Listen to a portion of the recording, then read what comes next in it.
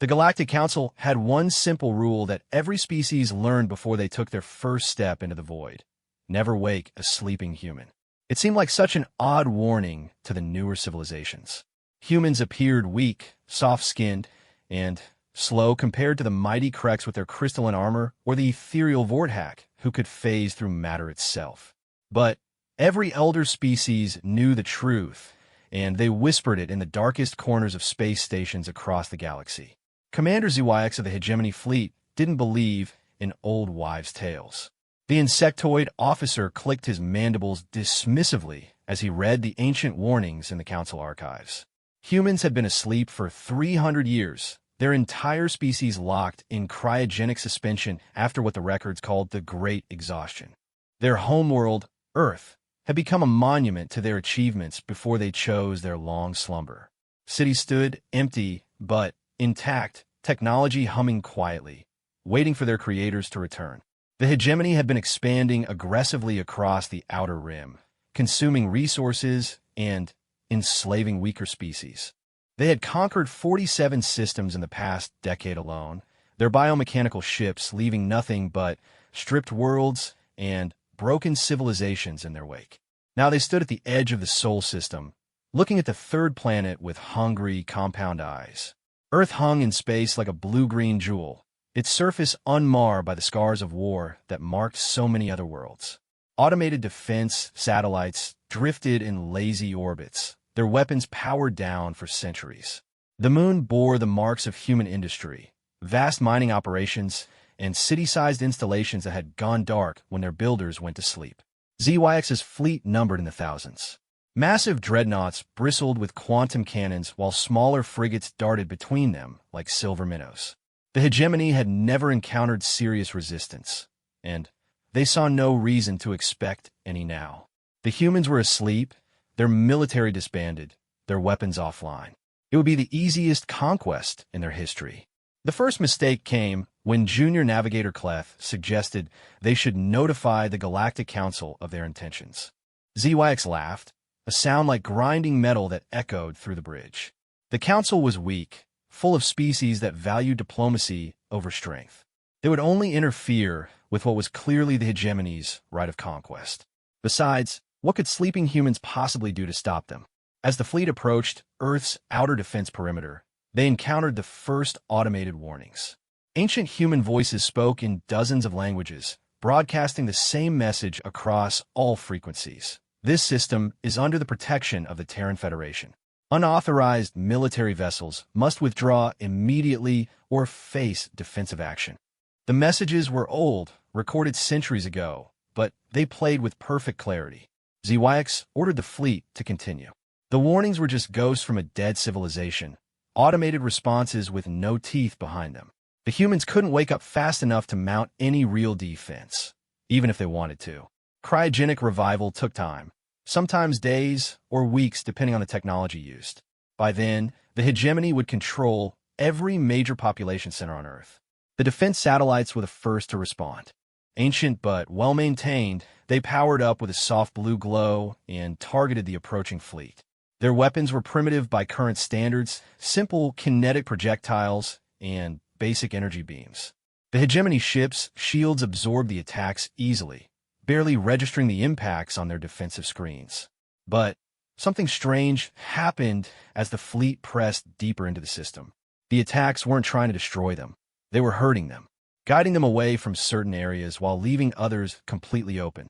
ZYX realized too late that they were being channeled into a specific approach vector, funneled toward Earth along a path that the humans had chosen for them. The first cryogenic facility began its revival sequence when the hegemony fleet crossed the orbit of Mars. Deep beneath the surface of Earth, in bunkers that had been prepared centuries in advance, the first humans began to wake. Not the civilians in the great sleep chambers of the cities, but others. Soldiers who had volunteered for a different kind of duty, warriors who had agreed to be the first to rise when the long peace ended. Admiral Sarah Chin opened her eyes in a command bunker buried 5 miles beneath the Pacific Ocean. Her body ached from the long sleep, but her mind was sharp and clear. Around her, tactical displays flickered to life as automated systems detected the approaching threat. She had been in cryosleep for 312 years, but she remembered her last conscious thought as clearly as if it had been yesterday. When we wake up, it had better be worth it. The communication array crackled to life as other bunkers reported in. Military commanders across the earth were stirring, rising from their ancient sleep to face a threat their descendants had never seen. But these weren't the humans the galaxy remembered. These were the ones who had fought the expansion wars, who had carved humanity's place among the stars with blood and determination. They had gone to sleep not out of exhaustion, but out of preparation. And now the hegemony was about to learn why the galaxy feared sleeping humans. Admiral Chen's fingers danced across holographic controls that responded to her touch despite centuries of disuse. The command center was a marvel of human engineering, built to function perfectly after any length of dormancy. Around her, dozens of officers emerged from their own revival chambers, their movements growing steadier as combat stimulants flooded their systems. The tactical display painted a grim picture. 3,000 hegemony ships formed a massive wedge formation, their approach calculated to overwhelm Earth's defenses through sheer numbers. Their technology was advanced, possibly more so than what humanity had possessed 3 centuries ago. But technology wasn't everything, and these alien commanders were about to learn what human creativity could accomplish with time to prepare. Commander ZYX watched with satisfaction as Earth's orbital defense platforms fell silent one by one. His fleet's superior firepower was making quick work of the ancient satellites, clearing a path to the planet below. Soon they would be in position to begin planetary bombardment, forcing the sleeping humans to surrender or face extinction. It was following a pattern he had used on dozens of other worlds. But something was wrong. The debris from the destroyed satellites wasn't scattering randomly as it should have.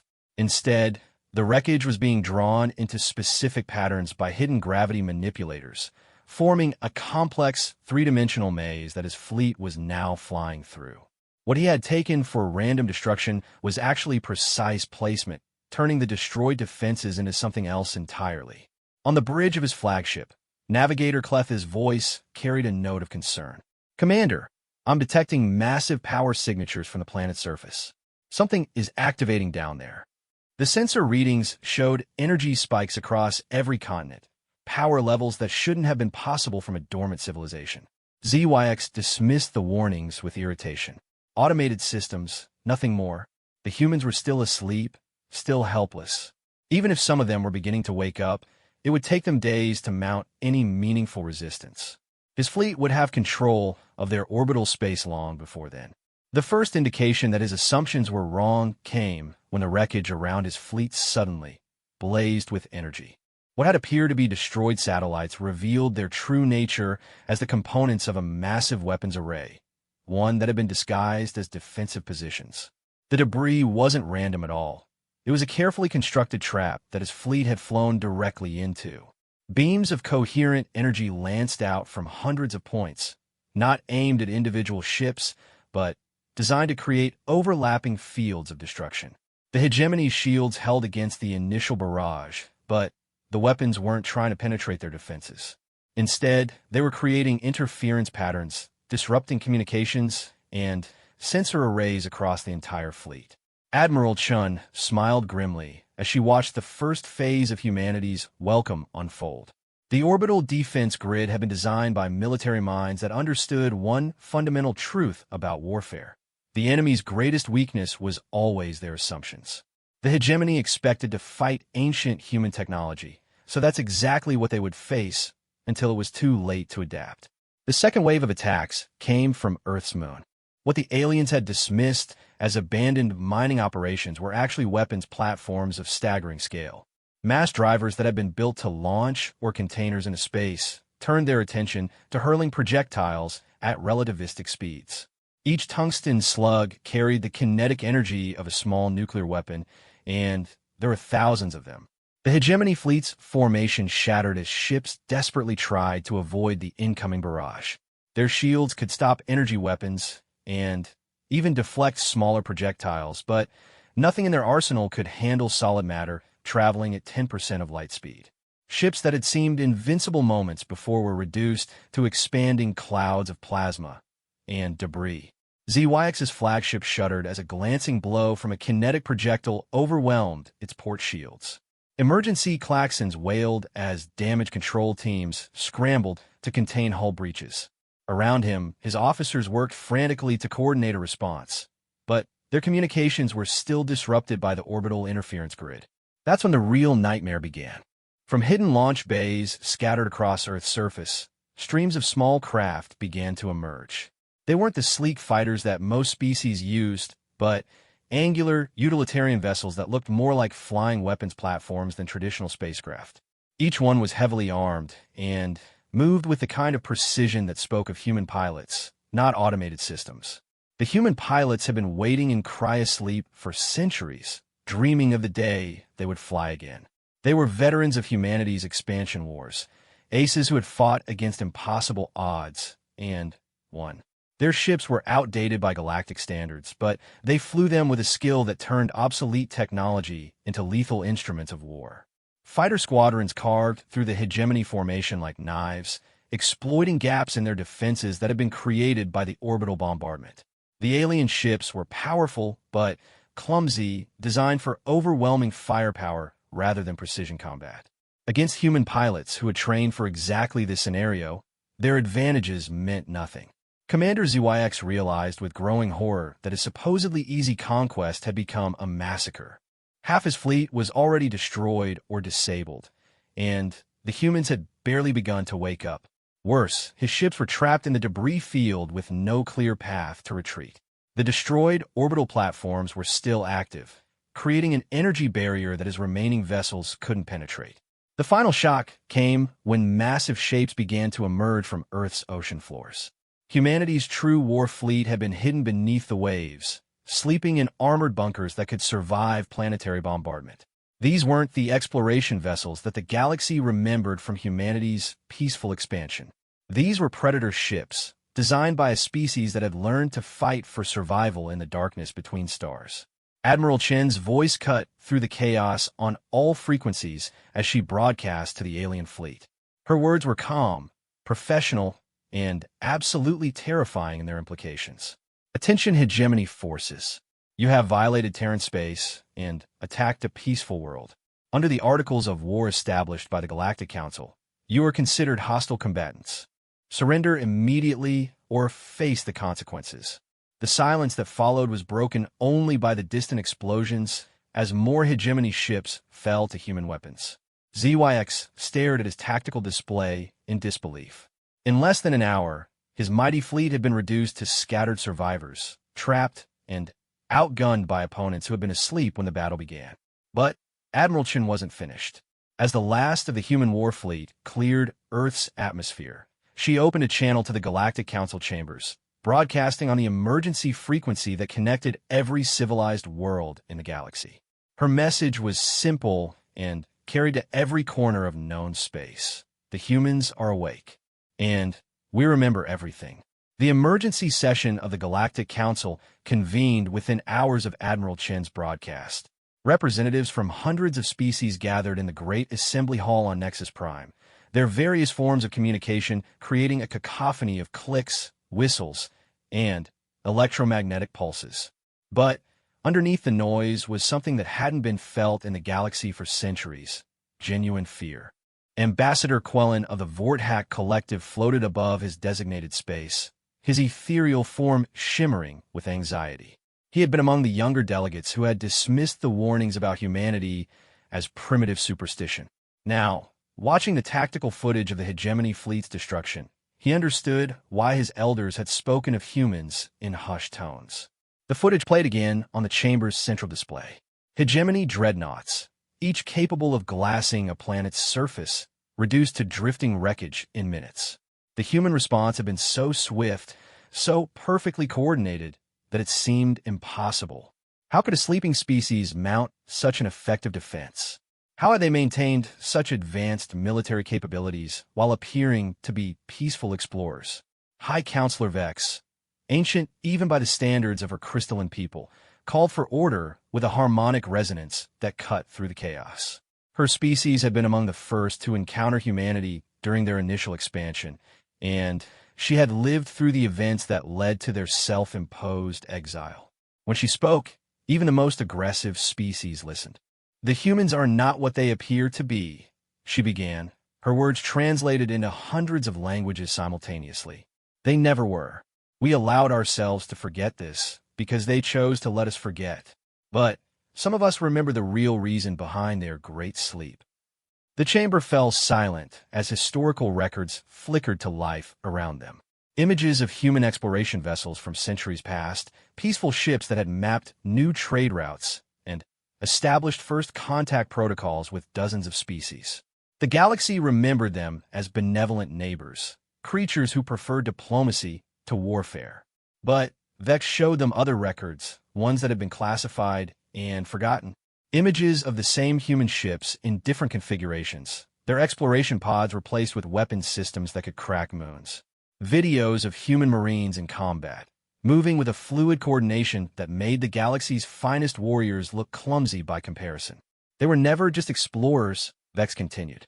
Every ship, every crew, every human diplomat you met was also a potential weapon. They mapped our systems not just for trade, but for tactical advantage. They studied our military capabilities, our weaknesses, our fears. And when they had learned everything they needed to know, they went to sleep. The implications hit the assembly like a physical blow. Humanity hadn't retreated from the galaxy out of exhaustion or peaceful intentions.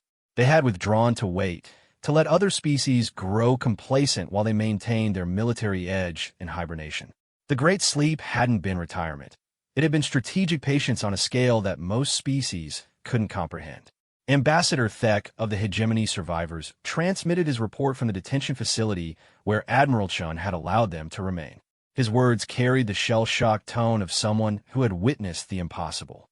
The human admiral had offered them full diplomatic immunity in exchange for a complete tactical debriefing, and Thek had been eager to comply.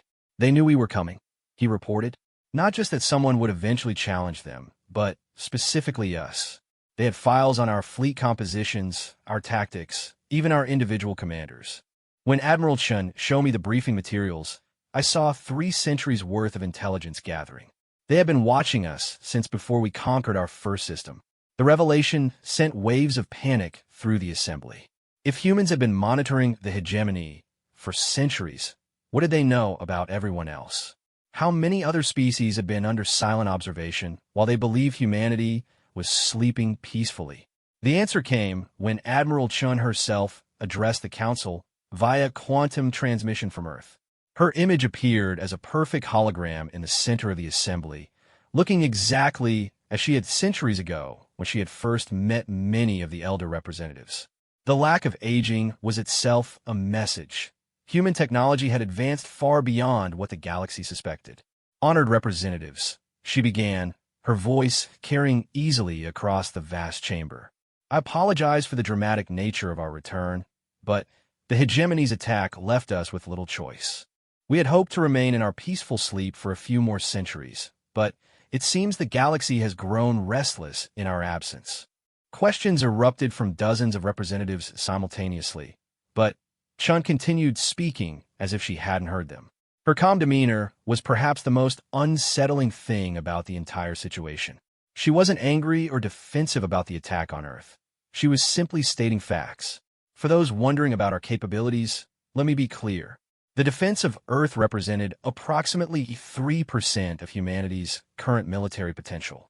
We have spent the last 3 centuries in what you might call active sleep, developing new technologies and strategies while our bodies rested. What you witnessed was not our full strength, merely our immediate response capability." The chamber erupted in chaos as representatives demanded proof, explanations, and guarantees. But Chen's next words silenced them all. "We know about the slave markets on Rigel 7. We know about the consortium's illegal weapons testing in the outer reaches. We know about the political assassinations on Centauri Prime and the genocide being covered up in the Kepler systems. We know because we never stopped watching. We never stopped caring about justice." One by one, specific incidents began appearing on screens around the chamber. Classified files that supposedly secure governments had thought were safely hidden. evidence of crimes that had been buried under layers of diplomatic immunity and political convenience. The humans hadn't just been sleeping. They had been building the most comprehensive intelligence network in galactic history. The question before this council, Chun continued, is simple. Will you continue to allow injustice and aggression to spread unchecked, or will you work with us to create the peaceful galaxy we all claim to want? Because make no mistake, we are awake now, and we are watching. The choice is yours. The transmission ended, leaving the assembly in stunned silence. Outside the chamber, news of humanity's return was already spreading across the galaxy's communication networks. Stock markets crashed as species realized their military advantages had evaporated overnight. Governments scrambled to destroy evidence of crimes they thought were secret. Pirates and raiders began fleeing toward the galaxy's outer rim, hoping to escape whatever justice the humans might bring. But in the deepest regions of space, something else stirred. Ancient enemies that had been waiting for their own opportunity, predators from beyond the galaxy's edge who had been watching and planning. The humans weren't the only ones who could be patient, and their dramatic return had just announced to the universe that the galaxy's long peace was over. The real test of humanity's awakening was about to begin. The first sign that something was wrong came from the galaxy's edge, where deep space monitoring stations began reporting impossible readings. Ships appeared on long-range sensors that moved faster than physics should allow, their energy signatures unlike anything in the known database. They came from the void between galaxies, from the dark spaces that even the most adventurous explorers had never dared to investigate. Admiral Chun studied the reports from her command center beneath Earth's Pacific Ocean. The timing was too perfect to be coincidental. Humanity's dramatic return had been broadcast across the galaxy, announcing to everyone that the long peace was over. But the message hadn't just reached the civilized worlds. It had also been heard by things that had been waiting patiently in the dark. The Devourers had many names in the ancient languages of extinct civilizations. Some called them the hunger that walks between stars. Others knew them as the final silence. They were older than most current galactic civilizations, and they had been driven from this galaxy long before humans had even discovered fire.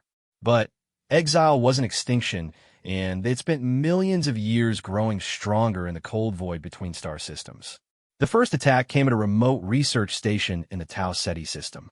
The facility simply vanished, leaving behind no wreckage, no debris, nothing but empty space where it had once been.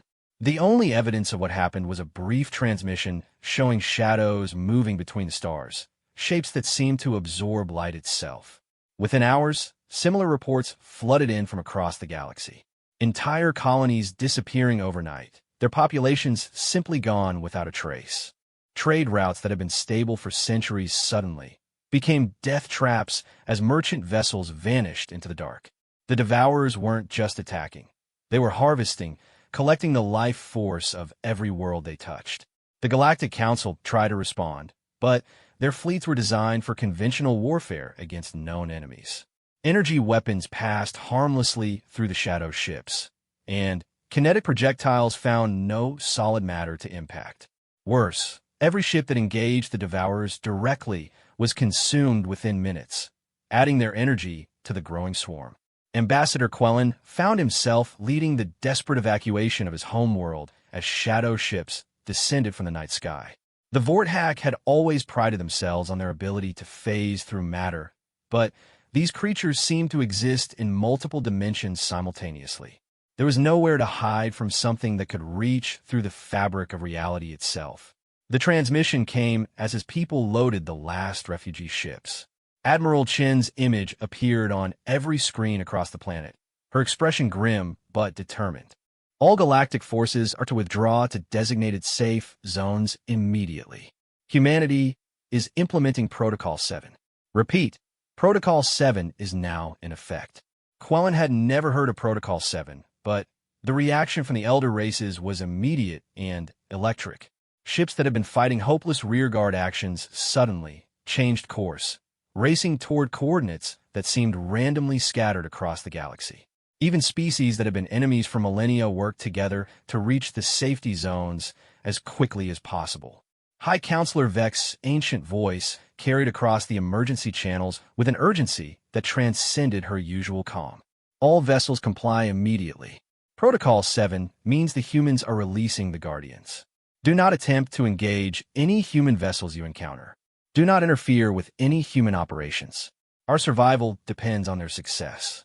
The Guardians were another piece of humanity's hidden history, weapons that had been built during their expansion wars and then locked away when peace returned.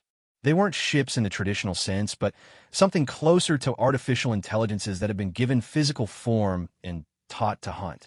Each one was unique, crafted for a specific type of enemy, and they had been sleeping even longer than humanity itself. The first Guardian awakened in a facility hidden inside Earth's moon. It had no name, only a designation, Void Hunter 1. Its purpose was singular and terrible, to track and destroy enemies that existed outside normal space-time. For 3 centuries, it had waited in dreamless sleep, maintaining itself while its creators slumbered. Now it felt the familiar signature of the Devourers, and ancient combat protocols began to activate. Unlike the shadowy ships of the enemy, the Guardian existed in all dimensions simultaneously. Its hull was forged from materials that shouldn't exist, metals that had been compressed beyond the point of matter itself until they became something new. When it moved, space-time warped around it, creating ripples that could be felt across star systems. The second Guardian emerged from a hidden base in the asteroid belt, designated Star Forge. It had been designed as both factory and weapon, capable of converting raw matter into tools of war while fighting multiple engagements simultaneously. Its awakening sent shockwaves through the solar system as it began manufacturing an army of hunter-killers from the debris of the hegemony fleet. One by one, Guardians across human space came online. Each activation was accompanied by energy signatures that dwarfed anything the galaxy had ever seen. These weren't just weapons. They were expressions of human will-made manifest, creatures of living metal and crystallized thought that existed for only one purpose: to protect the things their creators valued. The first engagement between Guardians and Devourers took place in the ruins of the Tau Ceti system. Void Hunter 1 materialized from folded space like a nightmare-given form, its hull black as the void between stars. The Devourer swarm turned to engage this new threat, their shadow ships moving with predatory grace. But the Guardian was patient, calculating. It had been designed by minds that understood the enemy's nature, that had faced the Devourers before and learned their weaknesses. When it finally attacked, the assault came from directions that didn't exist in normal space, striking through dimensions that the shadow ships couldn't access. The battle was brief and decisive. Devourer vessels that had seemed invincible against conventional weapons found themselves torn apart by forces they couldn't comprehend.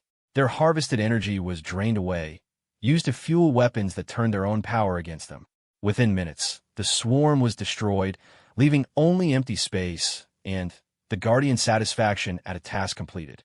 Across the galaxy, similar battles raged as more Guardians engaged the Devourer fleet. Each victory came at tremendous cost, as the Guardians pushed themselves beyond design limits to counter an enemy that had grown stronger during its exile. But they were winning, slowly pushing the shadow ships back toward the galactic edge. Admiral Chun monitored the battles from Earth, her expression growing more troubled with each report.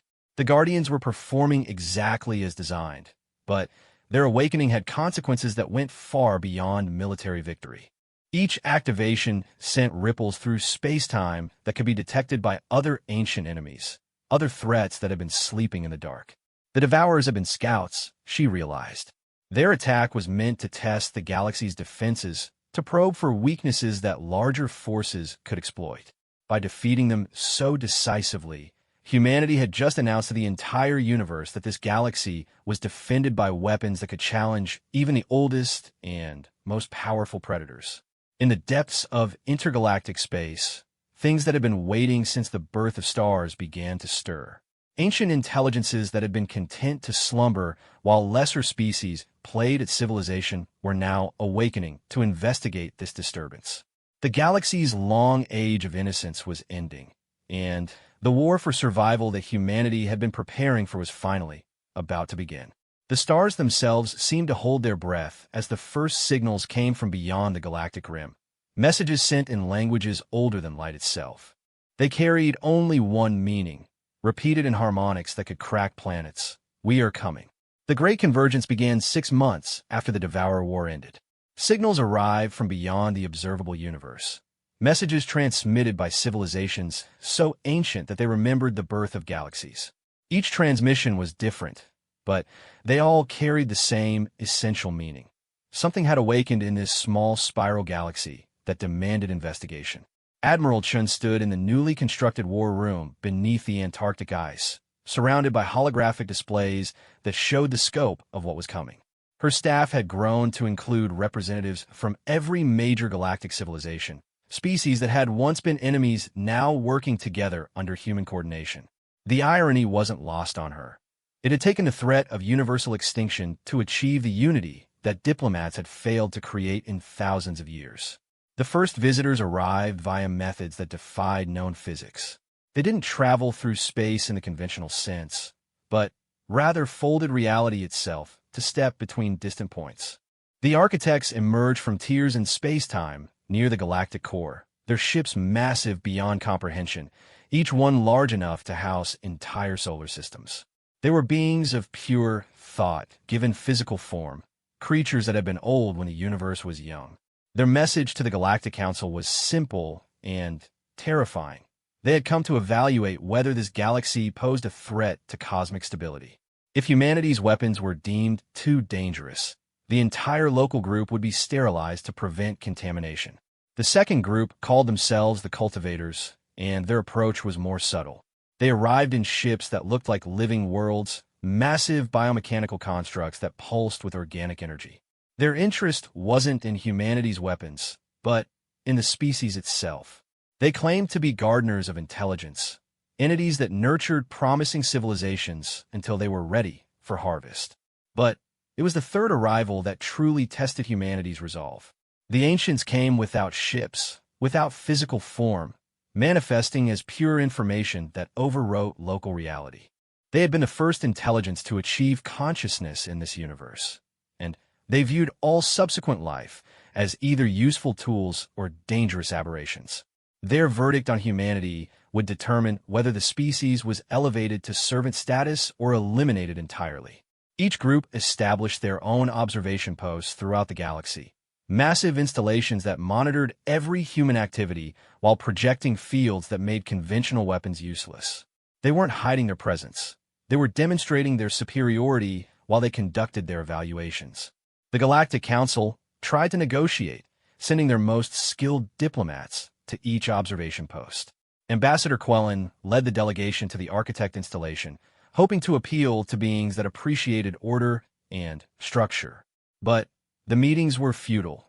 These entities operated on timescales that made civilizations seem like brief sparks, and they had little patience for the concerns of shorter-lived species.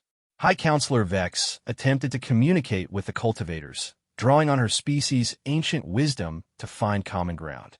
But the bioships responded only with biological probes that analyzed every aspect of galactic civilization, cataloging strengths and weaknesses like a farmer evaluating livestock. The ancients refused all contact, communicating only through reality alterations that served as demonstrations of power. Entire star systems were briefly transformed into geometric patterns before being returned to normal, messages written in the fundamental forces of physics that only a few species could even begin to interpret. It was during this period of cosmic evaluation that humanity revealed the true scope of their preparations. Admiral Chun activated the deep protocols, awakening systems that had been dormant since before Earth's biosphere stabilized. Hidden installations throughout human space began broadcasting signals into the quantum foam itself, calling to allies that existed outside normal space-time. The response came from beings that had once been human, explorers who had ventured beyond the galaxy millions of years ago, and evolved into something unrecognizable. They returned as the transcended, consciousness that had learned to exist in multiple dimensions simultaneously. Their ships were constructs of living space-time that moved through reality like thoughts through a mind. The arrival of the transcended changed everything. These weren't primitive species to be evaluated or cultivated. They were entities that operated on the same level as the cosmic judges themselves. When they materialized in the solar system, their presence caused the observation posts to pause their activities for the first time since arriving. The negotiations that followed took place on levels that most galactic species couldn't perceive. Reality itself became the meeting space as four groups of transcendent beings debated humanity's fate using forces that could reshape the fundamental constants of physics. Stars flickered as their arguments caused minor adjustments to the electromagnetic spectrum, and time flow variations created temporal echoes that rippled across space. Ambassador Chun found herself serving as humanity's representative in discussions that her mind couldn't fully comprehend. The transcendent had modified her consciousness temporarily, giving her the ability to perceive higher dimensions while maintaining her essential human perspective. Through her, they argued that humanity deserved to survive not because of their weapons or technology, but because of their capacity for growth. The architects saw only chaos in human creativity, unpredictable variables that could disrupt cosmic order. They wanted to contain humanity within carefully controlled boundaries, allowing them to develop only along predetermined paths. The cultivators viewed humans as a promising crop to be harvested when their development reached optimal levels. The ancients considered the entire species to be a dangerous anomaly that required immediate correction. But the transcended offered a different perspective. They showed how humanity's apparent chaos was actually a form of order that operated on scales too large for other species to recognize. Human creativity didn't threaten cosmic stability. It enhanced it by introducing new possibilities that strengthened the universe's fundamental structure. The debate raged for subjective centuries while only hours passed in normal time. Chun experienced the birth and death of theoretical civilizations as the cosmic entities explored different scenarios for humanity's future. She saw versions of reality where humans became the galaxy's guardians, others where they evolved beyond physical existence entirely, and darker possibilities where their potential was crushed before it could fully manifest. The final decision came not from logical argument, but from demonstration. The transcended revealed the ultimate purpose behind humanity's long sleep and careful preparation. They hadn't been building weapons to conquer the galaxy. They had been developing tools to repair it. The universe was dying slowly, but inevitably succumbing to entropy as the expansion of space-time gradually separated all matter until even subatomic particles would drift alone in infinite cold. But humanity had discovered methods to reverse this process, techniques for reinforcing the quantum foundations of reality itself. Their weapons were actually construction tools, designed to rebuild the universe from the inside out. This revelation shifted the entire cosmic evaluation. The architects realized that humanity's apparent chaos was actually the random element needed to prevent cosmic stagnation. The cultivators understood that harvesting such a species would eliminate their unique value to universal development. Even the ancients acknowledged that this young species might hold keys to problems that predated their own existence. The observation posts withdrew as suddenly as they had arrived, leaving behind only messages of cautious approval. Humanity would be allowed to continue their development under cosmic observation, free to explore their potential while being monitored for signs of dangerous deviation. But the real victory came in the aftermath, as the galactic civilizations began to truly understand what humanity offered. Not conquest or domination, but partnership in a project larger than any single species could imagine. The great work of cosmic renovation would require the combined efforts of every intelligent species, each contributing their unique strengths to the task of rebuilding reality itself.